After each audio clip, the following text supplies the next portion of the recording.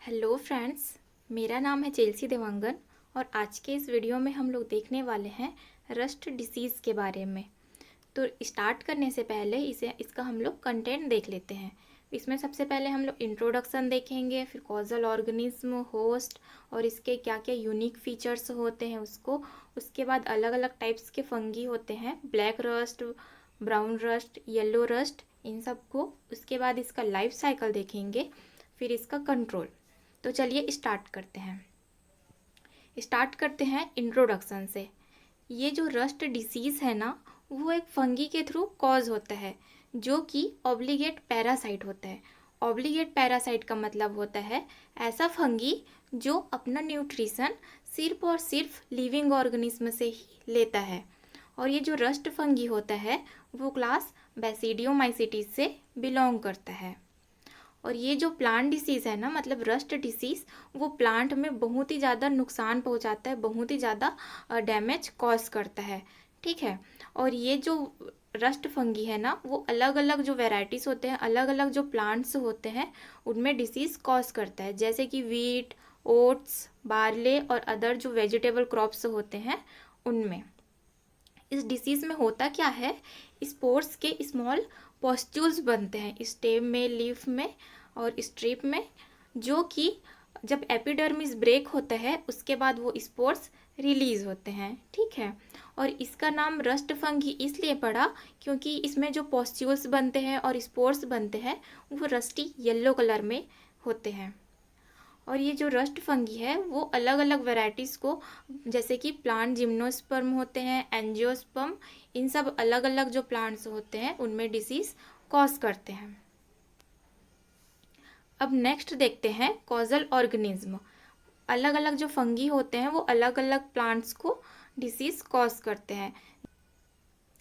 जैसे कि कुछ स्पीसीज़ है, पक्सीनिया, हेमिलिया, यूरोमाइसिस, मेलेनोस्पोरा, फैकोफोरा और प्लैग्मेडियम। ठीक है। और इसके अलग अलग होस्ट होते हैं, जैसे कि वीट, बार्ले, ओट्स, कॉफ़ी, राई, बीन, स्वीट पी, सोयाबीन और अदर। ठीक है। और ये जो रस्ट फंगी है ना, उसमें कुछ अलग यूनिक फीचर्स होते हैं जो कि बाकी फंगी में नहीं पाए जाते। इनमें से फर्स्ट है, जो रस्ट फंगी होता है ना, उनमें 5 अलग अलग प्रकार के स्पोर्स बनते हैं। इनमें जो पांचों जो स्पोर्स होते हैं ना, उनका मॉर्फोलॉजी अलग अलग होता है। ठीक है। और ये जो रस्ट फंगी है ना, उसका लाइफ साइकिल 2 होस्ट में कंप्लीट होता है। एक होता है मेन होस्ट और एक होता है अल्टरनेट होस्ट। ठीक है। तो ऐसे फंगी जिसका लाइफ साइकिल 2 होस्ट में कंप्लीट होता है उसे हेट्रोसियस रस्ट कहते हैं। ठीक है। और तीसरा यूनिक फीचर्स होता है कि ये जो स्पीसीज होता है ना, पैथोजन की स्पीसीज, वो सिर्फ स्पेसिफिक होस्ट को ही कॉज करता है डिसीज। अब इसका क्लासिफिकेशन देखते हैं। ये जो फंगी है वो डोमेन यूकैरियोटा से बिलोंग करता है। किंगडम होता है fungi, division basidiomycota, class pucciniomycetes, order है पक्सिनियल्स, फैमिली पक्सिनिएसी और जीनस पक्सिनिया और स्पीसीज है ग्रैमिनीज। ठीक है। अब देखते हैं rust disease of wheat. Wheat बहुत सारे उसकी वेराइटीज आती है, लेकिन 3 कॉमन जो वेराइटीज़ है वो है ट्रिटिकम एस्टिवम, ट्रिटिकम ड्यूरम और ट्रिटिकम डिकोकम। अब ये जो रस्ट डिसीज़ होता है ना वीट में, वो अलग अलग टाइप्स के होते हैं। तो ये 3 टाइप्स के मेन होते हैं। फर्स्ट है ब्लैक या फिर स्टेम रस्ट ऑफ वीट। इसका कॉजल ऑर्गेनिज्म होता है पक्सिनिया ग्रैमिनीस और इसे सबसे पहले परसून के थ्रू 1797 में देखा गया था। उसके बाद इसकी ट्रू लाइफ हिस्ट्री जो है 1865 में डी बैरी ने सक्सेसफुली डेमोस्ट्रेट किया था। ठीक है। और ये पक्सिनिया ग्रैमिनीज जो होता है, इसके लाइफ साइकिल को कंप्लीट होने के लिए 2 होस्ट रिक्वायर होते हैं। एक होता है वीट और एक होता है बारबेरी।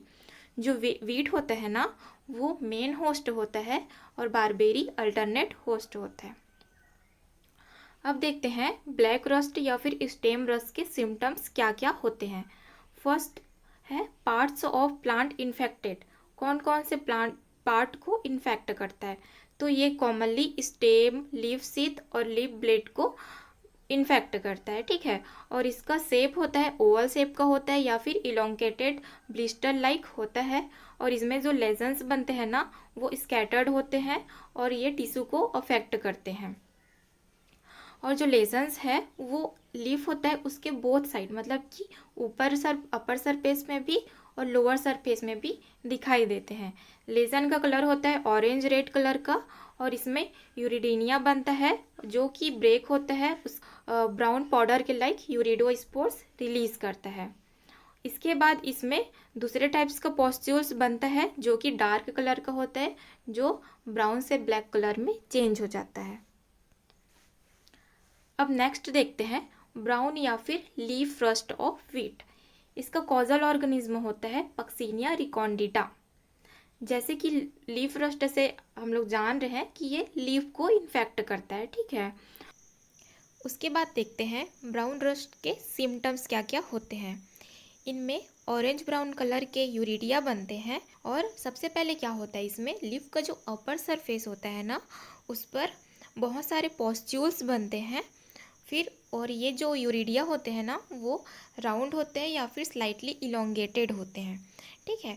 उसके बाद ये जब रस्ट फंगी है ना उसको फेवरेबल कंडीशन मिलता है तो ये डिसीज़ का डेवलपमेंट करते हैं और लीफ का जो ऊपर वाला सरफेस होता है उसको पूरी तरह से कवर कर लेते हैं, ठीक है। और इसमें बहुत सारे यूरिडोस्पोर्स बनते हैं और जब ना वो मैच्योर हो जाता है तो ये नए स्टेज में चेंज हो जाता है जिसे टीलियल स्टेज कहा जाता है।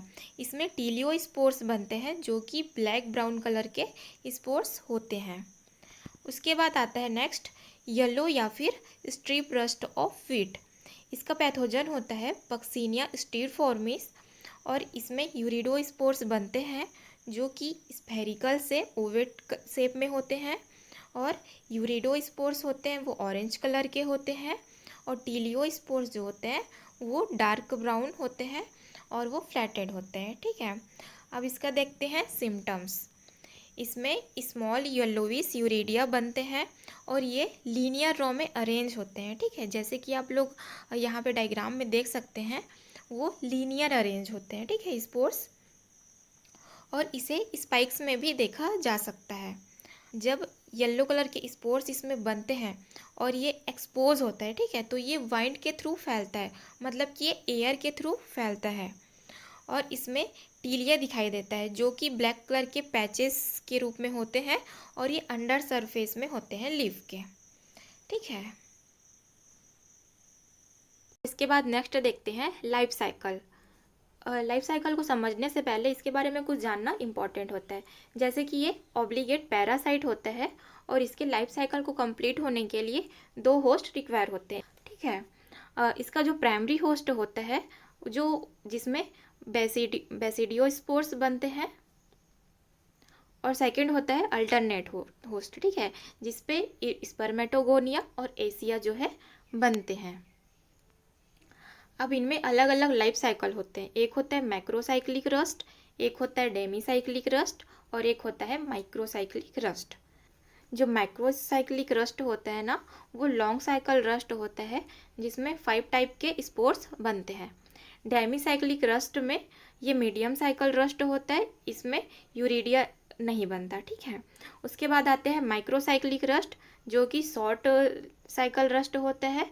इसमें बेसिडियोस्पोर्स, टेलियोस्पोर और स्पर्मेटिया सिर्फ 3 प्रकार के स्पोर्स बनते हैं, ओके। इसका जो कॉजल ऑर्गेनिज्म होता है ना वो हेट्रोसियस पैरासाइट होता है, मतलब कि इसके जो लाइफ साइकिल को कंप्लीट होने के लिए 2 होस्ट रिक्वायरमेंट होते हैं, जिसमें मेन होस्ट होता है व्हीट, इसे प्राइमरी होस्ट भी कहा जाता है। सेकेंडरी होस्ट होता है बारबेरी और इसे अल्टरनेट होस्ट भी कहा जाता है। इसमें स्पोर जो है 5 स्टेज में होते हैं। एक होता है 0, फिर 1, 2, 3, 4 जो अलग अलग स्टेज में पाए जाते हैं इनके लाइफ साइकिल में। 0 से 1 जो है बारबेरी में बनता है और सेकंड और थर्ड मोनोकॉट मतलब कि वीट में बनता है और जो 4th होता है वो सॉइल में बनता है, ठीक है। चलिए अब स्टार्ट करते हैं डिसीज साइकिल। ठीक है, तो इसमें सबसे पहले क्या होता है, इसमें एक होता है अल्टरनेट होस्ट बारबेरी, जिसमें सबसे पहले लीफ के अपर सरफेस में पिकनियम का फॉर्मेशन होता है और इसमें पिकनियोस्पोर्स बनते हैं। ओके, उसके बाद ये जो पिकनियोस्पोर्स है वो फ्लेक्सियस हैफी होता है, उसके साथ फ्यूज़ हो जाता है। ठीक है, उसके बाद फ्यूज़ होने के बाद क्या होता है, ये अपर सरफेस में था सबसे पहले पिकनियम, उसके बाद लोअर सरफेस में एसियम का फॉर्मेशन होता है। ये अपर सरफेस है और ये लोअर सरफेस है। ठीक है, तो लोअर सरफेस में इन्वर्टेड कप लाइक स्ट्रक्चर बनते हैं, उसमें एसियोस्पोर्स बनते हैं। फिर एसियोस्पोर्स बनते हैं, वो माइग्रेट करके आते हैं और ग्रास होस्ट, ठीक है, मतलब कि वीट में इन्फेक्शन करते हैं। और इसमें आने के बाद यूरिडीनियम बनता है, उसके बाद इसमें यूरिडोस्पोर्स बनते हैं। ठीक है, और ये यूरिडोस्पोर्स वापस से इसको इन्फेक्ट करता है प्लांट को, और ये जो है साइकिल चलते रहता है यहाँ पे। और ये जो उसके बाद ये यूरिडोस्पोर्स बने हैं ना, वो फिर से डेवलप होते हैं, उसके बाद टीलियम का फॉर्मेशन करते हैं ये। ठीक है, उसके बाद इसमें टीलियोस्पोर्स बनते हैं। फिर ये टीलियोस्पोर्स है वो बाइन्यूक्लिएट होता है, जिनमें कैरियोगैमी होता है। कैरियोगैमी होने के बाद इनमें प्रोमाइसिलियम का फॉर्मेशन होता है और 4 अलग अलग प्रकार के स्पोर्स बनते हैं। उसके बाद ये जो है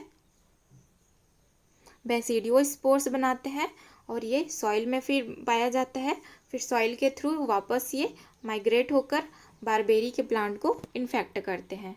ओके, इस प्रकार से इसका डिसीज साइकिल चलते रहता है। अब ये जो अलग अलग स्टेज है ना, उसके बारे में थोड़ा देख लेते हैं। सबसे पहला आता है स्टेज 0। ठीक है, तो ये जो स्टेज 0, इसमें पिकनियम बनता है। पिकनियम, इसे ही स्पर्मेटियम भी कहते हैं। इनमें पिकनियोस्पोर्स बनते हैं या फिर स्पर्मेटियोस्पोर्स बनते हैं, और ये हैप्लॉइड होता है, यूनिन्यूक्लिएट होता है। ठीक है, इसके स्पोर्स। उसके बाद सेकेंड स्टेज आता है स्टेज 1। इसमें एसियम के अंदर एसियोस्पोर्स बनते हैं और ये राउंड होते हैं, येलोइस रेड कलर में होते हैं और यूनिन्यूक्लिएट होते हैं या फिर बाइन्यूक्लिएट होते हैं। थिक वॉल्ड एसियम होते हैं और ये कप लाइक होता है और जर्मिनेट होता है वीट के प्लांट में। उसके बाद आता है सेकेंड स्टेज, जो कि है यूरिडियम। ठीक है, इसमें यूरिडोस्पोर्स बनते हैं और ये डाइकैरियोटिक होता है। उसके बाद आता है स्टेज 3। इसमें टीलियम बनते हैं। टीलियम जो है टीलियोस्पोर्स बनाते हैं और ये जो ईच जो सेल होते हैं, पर जो सेल होते हैं ना, उसमें 2 न्यूक्लियाई होता है, एक होता है प्लस, एक होता है माइनस। उसके बाद जब ये टीलियोस्पोर्स मैच्योर हो जाता है तो इनका फ्यूज़न हो जाता है, उसे ही कैरियोगैमी कहते हैं, और ये 2n का फॉर्मेशन करता है। ओके, उसके बाद आता है स्टेज 4। इनमें बेसिडियोस्पोर्स बनते हैं, जो कि हैप्लॉइड होता है और न्यू होस्ट को इन्फेक्ट करता है। अब नेक्स्ट देखते हैं कंट्रोल। तो फर्स्ट है इसमें कल्चरल प्रैक्टिसेस। इसमें क्या कर सकते हैं कि ऐसे क्रॉप्स, ऐसी वैराइटीज़ को हम लोग ले सकते हैं जो कि जल्दी मैच्योर हो जाते हैं, जिसे डिसीज़ से बचाया जा सकता है। ठीक है, और क्रॉप रोटेशन कर सकते हैं, फील्ड सैनिटेशन कर सकते हैं, मतलब कि ऐसे प्लांट जो इन्फेक्ट कर सकते हैं उसे रिमूव किया जाता है, और नाइट्रोजन फर्टिलाइज़र का यूज़ सिर्फ लिमिट जितना ज़रूरत है उतनी मात्रा में ही यूज़ कर सकते हैं। ठीक है, उसके बाद आता है सेकेंड रेजिस्टेंट वैरायटी। ऐसे वैराइटीज़ का यूज़ करना चाहिए जो रस्ट के मतलब डिसीज़ जो होता है ना, उसके प्रति क्या हो सके, रेजिस्टेंट हो सके। जैसे कि कुछ वैराइटीज़ है HD2967, PBW725। ठीक है, उसके बाद आता है नेक्स्ट केमिकल कंट्रोल। केमिकल के थ्रू इसका कंट्रोल कर सकते हैं, जैसे कि फंगीसाइड्स के थ्रू। ठीक है, जैसे कि है प्रोपिकोनाजोल, टेबुकोनाजोल, मैनकोजेब स्प्रे कर सकते हैं, और मतलब सबसे पहले स्प्रे कर सकते हैं, फिर भी अगर सिम्टम्स दिखाई दे रहे हैं तो उसे दोबारा से स्प्रे कर सकते हैं। फिर नेक्स्ट आता है बायोलॉजिकल कंट्रोल। इसमें बायोलॉजिकल कंट्रोल एजेंट का यूज़ कर सकते हैं, जैसे कि है ट्राइकोडर्मा। आज का ये वीडियो यहीं तक था। मिलते हैं नेक्स्ट वीडियो में। अगर ये वीडियो हेल्पफुल लगी हो तो वीडियो को लाइक करके चैनल को सब्सक्राइब कर दीजिए। Thank you.